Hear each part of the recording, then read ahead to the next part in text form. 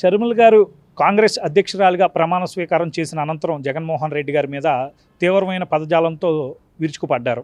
అయితే ఒక రకంగా జగన్మోహన్ రెడ్డి గారు రాష్ట్రానికి అన్యాయం చేశాడంటూ ప్రత్యేక హోదా విషయంలో కానీ, ఈ యొక్క రాజధాని విషయంలో కానీ అనేక విషయాల్లో అప్పులు విపరీతంగా చేసేసాడు, కానీ రాష్ట్రాన్ని మాత్రం బాగు చేయలేదంటూ చాలా తీవ్రంగా జగన్మోహన్ రెడ్డి గారి మీద విరుచుకుపడింది. అయితే దీని గురించి చర్చించేందుకు మన దగ్గర అడుసుమల్లి శ్రీనివాసరావు గారు ఉన్నారు. ఆయన అడిగి మనం మరిన్ని వివరాలు తెలుసుకుందాం. నమస్తే శ్రీనివాసరావు. శ్రీనివాసరావు గారు చెప్పండి, ఇప్పుడు షర్మిల గారు ఒక బోల్డ్ స్టేట్మెంట్ ఇచ్చారు. క్రిస్టియన్ అయ్యుండి జగన్మోహన్ రెడ్డి ఈరోజు క్రిస్టియన్ల మీద మణిపూర్లో దాడి జరుగుతుంటే స్పందించలేదు, పోగా ఈరోజు రాష్ట్రాన్ని నాశనం చేసేసాడు. అదేవిధంగా చంద్రబాబు నాయుడు గారి మీద కొంత ఇంకా మాట్లాడాలని మాట్లాడారో, లేకపోతే ఇంకా ప్రతిపక్ష పార్టీలన్నింటినీ, అంటే వారికి ప్రతిపక్షంగా ఉన్నటువంటి పార్టీలన్నింటి మీద ఈరోజు ఆవిడ ఒక రకంగా దాడి చేశారు. సో ఎలా చూడాలి ఇప్పుడు అధ్యక్షురాలుగా ఆవిడ తీసుకోవడం, అదేవిధంగా రాబోయే రోజుల్లో ఆవిడ రాజకీయంగా ఏమన్నా ఓట్లు చేల్చడం లాంటివి చేయగలదు అంటారా? మీ అభిప్రాయం ఏంటో? ఇప్పుడు షర్మిల గారు ఏఏసీ ఆంధ్రప్రదేశ్ ఏపీసీసీ ప్రెసిడెంట్ అయింది కదా, ఆవిడ రావటమే డైరెక్ట్ అటాక్ మొదలుపెట్టింది. ఖచ్చితంగా మొదలు పెట్టాలి. ఇంకా ఆవిడ ప్రసంగంలో జగన్మోహన్ రెడ్డి గారిని డైరెక్ట్గా టార్గెట్ చేసింది. అలాగే చంద్రబాబు నాయుడు గారి ప్రత్యేక హోదా విషయంలో చంద్రబాబు నాయుడు గారిని కూడా విమర్శించింది.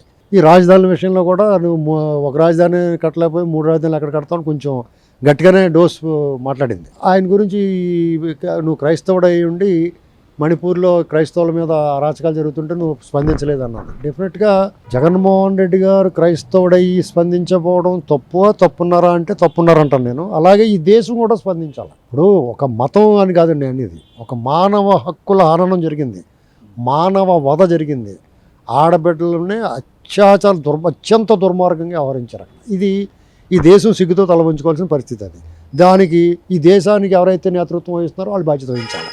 ఇది జగన్మోహన్ రెడ్డి కాదు, ఈ రాష్ట్రాల్లో ప్రభుత్వాల్లో ఉన్న ప్రతి వాళ్ళు స్పందించాల్సింది. మరి రాష్ట్రంలో జరుగుతున్నటువంటి దళితుల మీద దాడులు కూడా ఇప్పుడు తల్లి కూడట్టినట్టు పెంతలు పెట్టి సరిపెడతాడా అన్నట్టుగా రాష్ట్రంలో ఇంత దుర్మార్గం జరుగుతుంటే, ఇప్పుడు దళితులు ఎవరైతే తనని కావాలి, ఇప్పుడు ఇతను క్రిస్టియన్ అయ్యి క్రిస్టియన్ల మీద జరుగుతుంటే జరగలేదంటుంది ఆవిడకి. మరి రాష్ట్రంలో దళితుల మీద అత్యంత దుర్మార్గంగా వ్యవహరిస్తున్నారు. వ్యవస్థలో ఈ పార్టీ నాయకులు వాళ్ళకి పదవులు ఇస్తే అధికారం లేదు, కొంతమందికి పదవులు లేవు. ఇవన్నీ ఒక ఎత్తు, రాజకీయంగా వాళ్ళని మోసం చేయటం. అలా కాకుండా నువ్వే కావాలి జగనన్న అంట వాళ్ళు ప్రేమించారు, ఆరాధించారు, అభిమానించారు, గౌరవించారు, గుర్తించారు, మ్యాక్సిమం సీట్లు ఇచ్చారు. అటువంటి వాళ్ళ మీద ఆయన చేస్తున్న నిరంతర దాడులు, వ్యవస్థల దాడులు చేసినాయి, వ్యక్తులు దాడులు చేశారు, ప్రజాప్రతినిధులు దాడులు చేశారు, ఏకంగా ప్రభుత్వమే దాడి చేసింది. అదే పథకాలు తీసేయటం, వాళ్ళ అభ్యున్నతిని, వాళ్ళ సంక్షేమాన్ని వాళ్ళు కోత పెట్టేశారంటే అది ప్రభుత్వం దాడి చేసినట్టే కదా. ఇంకోటి ఏంటంటే ఎంత బరితెగింపు అంటే, ఒక దళిత యువకుడిని డ్రైవర్గా పనిచేస్తున్నాం, ఒక ఎమ్మెల్సీ డ్రైవర్గా పనిచేస్తున్నాం, అతను చంపేసి ఇంటికి డెలివరీ ఇవ్వడం పరాకాష్ట కదా. అతను పోనీ అలా చేసిన వాడి మీద శిక్ష పడిందా అంటే వాడు వెళ్ళి ముఖ్యమంత్రి గారు పక్కన కూర్చుంటాడు. లేదా ప్రతి కార్యక్రమం ఉంటే అతనికేమో స్వాగతాలు, పూల పాన్పులు, వాళ్ళేమో పట్టించుకోరు. ఇప్పుడు కోడికత్తి సీన్ ఉంటాడు. అతను చూడండి ఎంత అన్యాయం అండి. ఒక్క సాక్ష్యం చెప్తే అతను జైల్లో మగ్గాల్సిన అవసరం ఏమైనా ఉందా? ఇంతకన్నా దుర్మార్గం ఏమైనా ఉందా? దాన్ని ఎలా వాడుకున్నారు ఆ కోడికత్తి హత్య. ఇప్పుడు చిన్న గీత, దానికి నిజంగా కానీ ప్రమాదం అనుకోండి, దానికి ఏదైనా సెనైడ్ గట్టా పూసారు అనుకో, అక్కడే చచ్చిపోతారు. అంత ప్రమాదం ఉన్నా సరే అసలు అది కోడికత్తి గీసేయడం లేదో అని డౌట్ నాకు. లేదంటే దేమంగా ఎందుకు కూర్చుంటారో భయం వేస్తుంది కదా. ఇప్పుడు నేను చంద్రబాబు నాయుడు గారు హెలికాప్టర్ పక్కకి వెళ్ళిందని కానీ అందరు గుండెలు జారిపోయినాయి. వీళ్ళు ఏం చేస్తున్నారా బాబు, ఏదో ప్లాన్ చేస్తున్నారేమో అని. అవునా కదా. అది సాంకేతికంగా లోపం ఏర్పడినా, అది ఉద్దేశపూర్వకంగా చేశారా, యాదృచ్ఛికంగా జరిగిందా, ఏమైనా కానివ్వండి, నేనైతే అది హెచ్చరికగా భావిస్తున్నాను. అది వేరే కదా. ఇక్కడ ఈయన ఇంత దుర్మార్పుడు, డాక్టర్ సుధాకర్ గారు చూసినా హెల్మెట్ లేదని కొట్టి చంపేసినా, మాస్క్ లేదని చంపించేసినా, శిరోమణి ఇసుక అక్రమాలు అడ్డుకుంటే శిరోమణి, ఇవన్నీ లెక్కకు వచ్చినాయి మనకి. నాగమ్మ హత్య చేసిన కోతవేడు దూరంలో, ఆయన నివాసానికి కోతవేడు దూరంలో అత్యాచారాలు జరిగిన, దారిని ఆపేసి దోపిడీ చేసి దుర్మార్గం చేసి లాక్కుపోయినా, ఇవన్నీ మనం చాలా వేళ్ల మీద లెక్క పెడుతున్నాం. కానీ వందల వేల సంఖ్యలో ఇటువంటి కేసులు ఉన్నాయి. మనం కళ్ళ ముందు కనిపిస్తూ ఉంది. వాళ్ళే బయటకు వచ్చి చెప్తున్నారు. ఇవాళ ఆ ప్రజాప్రతినిధులే బయటకు వచ్చి వాళ్ళ వివక్ష ఎంత దుర్మార్గం ఉందో, కనీసం దర్శన భాగ్యం లేదు. ఒక్కసారి మాకు ఆయన దర్శనం ఇప్పించండి అంటే ఎంత దుర్మార్గంగా వ్యవహరిస్తుంటే ఇది కళ్ళ కనిపించట్లేదా? డెఫినెట్గా షర్మిల గారు వాళ్ళందరికీ ఒక ఆప్షన్. ఇప్పుడు వైసీపీ పార్టీ అనేటువంటిది డిజాస్టర్ అయిపోయింది. ఆ పార్టీ ఆచూకీ ఆనవాళ్ళు ఉంటుంది రేపు ఎన్నికల తర్వాత అని మనం అనుకున్నాం. ఇప్పుడు దాకా ఏంటి, ఎన్నికల తర్వాత డెఫినెట్గా టీడీపీ, ఇప్పుడు టీడీపీ పొత్తులో ఉంది. పొత్తులో లేక మునిపే టీడీపీ డైరెక్ట్గా వీళ్ళ ఇంటికి పంపిస్తుంది అనుకున్నాం. ఇప్పుడు జనసేన కూడా కలిసిన తర్వాత అలా ఆచూకీ ఆనమాలు ఉండదు. ఎన్నికల తర్వాత అనుకున్నాం. ఇప్పుడు ఎన్నికల ముందే ఆ పార్టీ మాయమైపోతాయి. ఎలాగా చాలామంది ఇప్పుడు ఆయన టికెట్ ఇచ్చిన వాళ్ళు అందరూనేమో ఇంటికి ఎడుతున్నారు, టికెట్ రాని వాళ్ళు ఎదురు ఎడుతున్నారు. కొంతమంది ఏమో భలేగా మానేసిట్రా బాబు మనకు అనుకుంటున్నారు. చాలామంది ఏమో ఎవరి దుకాణం బట్టలు సర్దుకుని ఎవరికాళ్ళు వెళ్ళిపోతున్నారు. మిగిలిన వాళ్ళు టీడీపీలో దారి ఉంటే టీడీపీలో పోతున్నారు. ఆ డోర్లు తెరిచి ఉన్నాయనుకో ఆ ఇంట్లో దూరుతున్నారు, లేదా జనసేనలో పోతారు. వాళ్ళ దగ్గర వాళ్ళు రానివ్వని వాళ్ళు, వాళ్ళ దాంట్లోకి వెళ్ళలేని వాళ్ళు, వాళ్ళ ద్వారాలు మూసివేయబడితే వాళ్ళు ఏం చేస్తారు? కాంగ్రెస్లో పోతారు. వాళ్ళ సొంత ఇంట్లో పోయినట్టే. వాళ్ళంతా ఇప్పుడు వైసీపీలో ఉన్న నాయకులు కానీ కేడర్ కానీ వీళ్ళందరూ ఓటు బ్యాంక్ అంతా కూడా కాంగ్రెస్దే కదా. ఒక రకంగా వాళ్ళు దుబ్బేసేటి అతను. కాబట్టి ఆ రకంగా కాంగ్రెస్ పార్టీ కొంచెం ఈవిడ ఆక్సిజన్ పెట్టింది షర్మిల గారు వచ్చిన తర్వాత. పైగా వాళ్ళకు కూడా మా వైఎస్ అని వైఎస్ ఆత్మ కూడా అందులో ఉన్నాడు. ప్రేతాత్మ కూడా మాట్లాడుతుంది. ఇప్పుడు వైఎస్ ప్రేతాత్మ ఎవరు అనుకుంటున్నావు?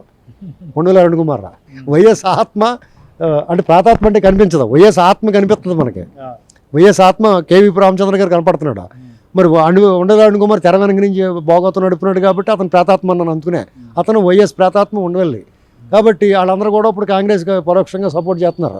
మొన్నటిదాకా జగన్మోహన్ రెడ్డి సపోర్ట్ చేసాడు డైరెక్ట్గా ఇండైరెక్ట్గాను. వీళ్ళందరూ కూడా మళ్ళీ ఇటుపక్క మాట్లాడతారు. ఎందుకంటే జగన్ని టీడీపీ వైపుకి వెళ్ళలేరు, వాళ్ళు టీడీపీని సమర్థించలేరు. జగన్ని మెచ్చుకుంటే జనం చేయని ఉమ్మేస్తారు.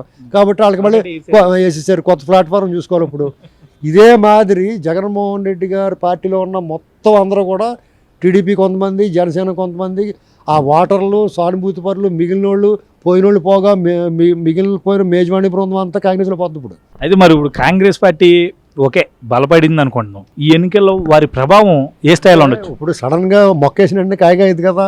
ఇప్పుడు అంతా కూడా ఆ ఇంట్లోంచి ఆ కూలిపోతున్న ఇంట్లోంచి గబగబా ఇంకో ఇంట్లో మారుతారు. దాన్ని రంగులు వేసుకుని ఇవన్నీ బాగు చేసుకుని మళ్ళీ అందులో కొన్నాళ్ళ పాటు ఉన్న తర్వాత ఎప్పుడో ఒకటి పని జరుగుద్ది వాళ్ళకి. మొత్తానికి పీడ సీడ వెళ్తుంది. అయితే ఆ ముళ్ళుని తీస్తుంది కదా, ఆ ముళ్ళుని కెలుగుతుంది కదా అని ఈ ముళ్ళుని ఎంకరేజ్ చేస్తే ఈ ముళ్ళు ఎప్పటికైనా గుచ్చుకుంటుంది. ఓవరాల్గా వైఎస్ ఫ్యామిలీ ఈ రాష్ట్రానికి పట్టిన పీడ సీడ మనకి వాళ్ళ ఫ్యామిలీ చేతిలోకి వెళ్ళిన తర్వాత ఈ రాష్ట్రం ఇలాగైపోయింది. రాష్ట్రం రెండుగా విడిపోయింది. అది కొంతమందికి మోదం, కొంతమందికి కేదం. అది అన్ని సక్రమంగా జరుగుంటే అందరికీ ఆనందం ఉండేది. అది ఏమీ లేకుండా ఉంది. కాబట్టి డెఫినెట్గా అతను తెలుగుదేశం పార్టీని గెలవలేననుకున్నప్పుడు వాళ్ళు కులం కాటు తీస్తారు, మతం కాటు తీస్తారు, ప్రాంతం కాటు తీస్తారు. ఈ మొదటి రెండు రాజశేఖర రెడ్డి గారు వాడేసాడు. ఇంకా మళ్ళీ చంద్రబాబు గారిని గెలవలేక ప్రాంతం కాటు తీసాడు. అందులో సక్సెస్ అయ్యారు. పాక్షికంగా విజయం, పూర్తిగా విజయం సాధించారు. కానీ ఇవాళ ప్రజలందరూ తెలుసుకున్నారు వీళ్ళు ఎంత చిచ్చు పెట్టాలనుకున్నా ప్రజల మధ్య వైషమ్యాలు లేవు, వైరుధ్యాలు లేవు, విభేదాలు లేవు, విద్వేషాలు లేవు. ఆ విషయంలో వాళ్ళు ఫెయిల్ అయ్యారు. ఇవాళ తెలుగు ప్రజలు ఎక్కడున్నా వాళ్ళందరూ మాట్లాడే యాసలు వేరుగా ఉన్నా వాళ్ళ భాష ఒకటే. అలాగే ప్రాంతాలు వేరేనా మన అంతరంగం ఒకటి అన్నట్టు అదే సి నారాయణ రెడ్డి గారు ఏదైతే చెప్పాడో అదే మాట మీద ఉన్నారు అందరూ కూడా. కాబట్టి వీళ్ళ ఆటలు సాగవు. ఇక్కడ మనం తేల్చుకోవాల్సింది ఏంటంటే షర్మిల గారు బాగానే మాట్లాడింది. అన్న ఫ్రంట్ ఫుట్ అంటే ఒక అడుగు ముందుకేసి కొట్టింది. తర్వాత హెలికాప్టర్ షాట్ కొట్టాలి. ఇంకా ఏంటి హూ కిల్డ్ బాబాయ్ అని చెప్పాలి, అడగాల. అప్పుడు ఆవిడ నమ్మొచ్చు. కాంగ్రెస్ వాళ్ళు కూడా నమ్మాలంటే హూ కిల్డ్ బాబాయ్, ఎంత దుర్మార్గంగా అరాచకంగా హత్య చేసి ఇంత అన్యాయం చేశారు కదా, న్యాయం జరగలేదు ఇప్పుడు వరకు. ఆయనకి న్యాయం ఎలా చేస్తావు, నేను చేస్తాను వస్తేనే అనేటువంటి హామీ ఇవ్వాలా. ప్రస్తుతానికి అయితే ఆవిడ మనం విమర్శించాల్సిన అవసరం లేదు. ఆవిడ పని ఆవిడ చేసుకుంటుంది. అర్థమైందండి. ఎందుకంటే రాజకీయ పార్టీగా వాళ్ళు తన డ్యూటీ తన ప్రత్యర్థులు విమర్శించుకుంటుంది. ఎవరో కూడా బాధపడాల్సిన అవసరం లేదు ఇందులో. ఏమైనా కానీ జగన్మోహన్ రెడ్డి గారు ఆయన వదిలిన బాణం ఆయనకే అది నిష్ఫలమైపోగా తిరిగి రివర్స్లో వచ్చేసి తిరిగి ఆయన గుచ్చుకుంటాం మన అందరికీ చూడటానికి బాగుంటుంది. అలా ఆహాకారాలు ఆర్తనాదాలు మిన్నంటిని ఆకాశం చేరుకున్న దాన్ని చూసి ఎంజాయ్ చేయండి. ఇప్పుడు ఇన్నాళ్ళు వాళ్ళు చల్లరైపోయి రెచ్చిపోయారు కాబట్టి ఎవరో కూడా పెద్ద బాధపడక్కలేకుండా ఫుల్ ఆనందంగా రేపొద్దు ఇంత అరాచకం చేసి రాష్ట్రాన్ని అంధకారంలో నెట్టేసి గాఢాంధకారంలో నెట్టేసి భవిష్యత్తు లేకుండా చేసిన ఇతనికి సరైన పనిష్మెంట్ పడింది. ధర్మాన్ని కాపాడు, ధర్మమే నేను కాపాడుతుంది. నువ్వు ఈ కర్మ సిద్ధాంతం మన దేశం, నువ్వు ఏమి ఇచ్చావు అదే నీకు వస్తుంది. నువ్వు ఏ రకంగా అయితే రామోజీరావు గారిని, చంద్రబాబు నాయుడు గారిని కుటుంబాల జోలికి వెళ్ళి, వాళ్ళ వ్యాపార సంస్థల జోలికి వెళ్ళి, వాళ్ళ పార్టీల జోలికి వెళ్ళి విధ్వంసం చేసి వాళ్ళు విడదీసి ఇబ్బంది పెట్టాలనుకున్నావు అన్నీ నీకు వచ్చినాయి.